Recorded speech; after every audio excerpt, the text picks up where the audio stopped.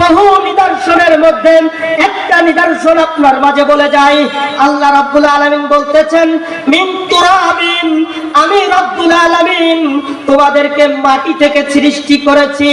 আল্লাহর নবী, বিশ্ব নবী মুহাম্মদ রাসূলুল্লাহ সাল্লাল্লাহু আলাইহি ওয়াসাল্লাম বলতেছেন হাদিস শরীফের ভিতরে, তিরমিজি হাদিস নাম্বার 2955 খুলে দেখেন, বিশ্ব নবী সাল্লাল্লাহু আলাইহি ওয়াসাল্লাম বলতেছেন, আল্লাহ যখন মানুষ সৃষ্টি করেছেন, মানুষ সৃষ্টি করার জন্য এক মুষ্টি মাটি নিয়েছেন। কোথা থেকে?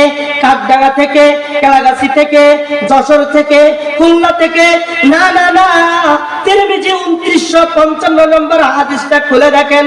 আল্লাহর নবী, বিশ্ব নবী বলেন যে আল্লাহ সমগ্র পৃথিবী থেকে এক মুষ্টি মাটি নিয়ে, মেউতরাবেন, এক মুষ্টি মাটি নিয়ে আল্লাহ রাব্বুল আলামিন তোমাকে সৃষ্টি করেছেন। এটা আল্লাহর নিদর্শন।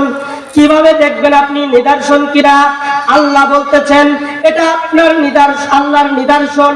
রাসূল বলতেছেন যেহেতু সমগ্র পৃথিবী থেকে মাটি নিয়েছে, সেহেতু মানব জাতির ভিতরে পৃথিবীর এক এক জায়গায় মাটি যেমন এক একটা বৈশিষ্ট্য আছে, আমার আল্লাহ রাব্বুল আলামিন মাটি থেকে মানুষ সৃষ্টি করার পরে মানুষের ভিতরে ওই রকম বৈশিষ্ট্য তুলে ধরেছেন। বলেন সুবহানাল্লাহ।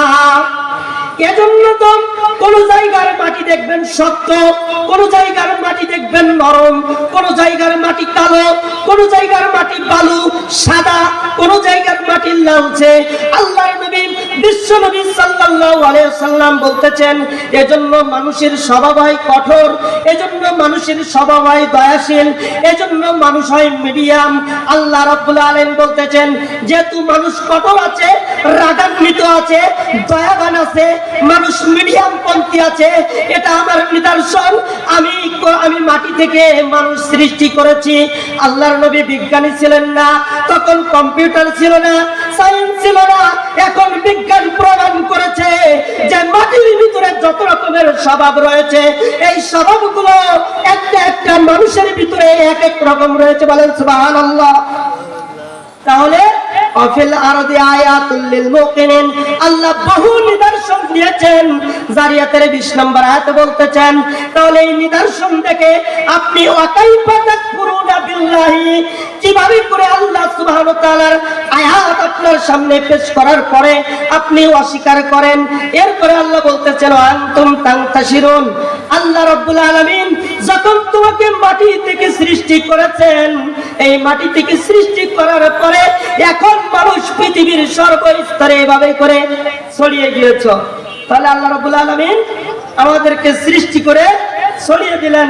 আরেকটা নিদর্শন দেখেন, আল্লাহ রাব্বুল আলামিন বলছেন ওয়ামিন আয়াতিহি আন খালাকা লাকুম মিন আনফুসিকুম আজওয়াজাল লিতাসকুনু ইলাইহা।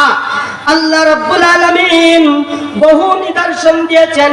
আন খালাকা লাকুম, তিনি তোমাদেরকে সৃষ্টি করেছেন, মিন আনফুসিকুম, এবং তোমাদের থেকে আল্লাহ রাব্বুল আলামিন তোমাদের নিজের থেকে তোমাদের স্ত্রীকে সৃষ্টি করেছেন। এটা আল্লাহর নিদর্শন। কিভাবে করে নিদর্শন? গবেষণা এতে কিভাবে করবেন? গবেষণা কারা করবে?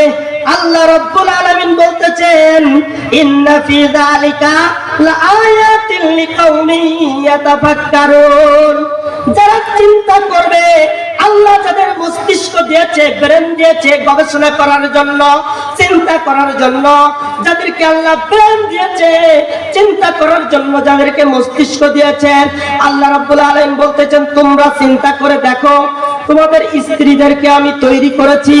অতএব স্ত্রীর ভিতরে আর স্বামীর ভিতরে যে মিল মহব্বত আল্লাহ তৈরি করেছেন, এরকম মিল মহব্বত আল্লাহ অন্য কোন সম্পর্কের ভিতরে তৈরি করেননি। রক্তের বন্ধন ব্যতীত মা সন্তানের ভালোবাসা দেয়, নিজের রক্ত সন্তানের শরীরে আছে তাই পিতা সন্তানের ভালোবাসা দেয়, নিজের রক্তের সম্পর্ক পিতা সন্তানের শরীরে আছে তাই।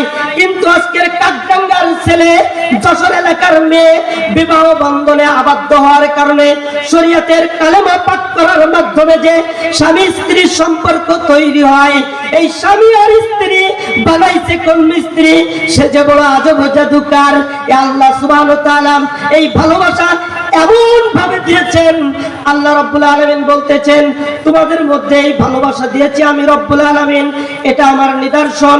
যাদের চিন্তা চেতনা মস্তিষ্ক দিয়েছি তারা এটা চিন্তা করে আমার দিকে ফিরে আসবে, এবং যারা মূর্খ, যাদের ব্রেন নেই, ব্রেন আউট, পাগল, তারা আল্লাহর আয়াতকে চিন্তা গবেষণা না করার কারণে তারা বিপদগামী হবে।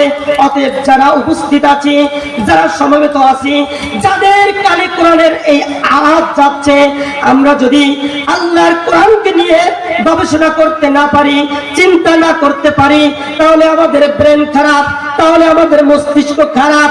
আর তাই যদি না হয়, আপনি যদি নিজেকে পাগল প্রমাণ না করেন, আপনি যদি নিজেকে বুদ্ধিমান প্রমাণ করেন, তাহলে আল্লাহর কিতাবের আয়াতকে চিন্তা ভাবনা করে মনোযোগ সহকারে আজকের শ্রবণ করে মাহফিলের মঞ্চে এসে আপনাকে বসে আল্লাহর দিকে ধাবিত হতে হবে।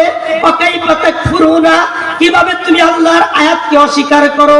তোমার সামনে নিদর্শন প্রকাশ হয়ে যাওয়ার পরে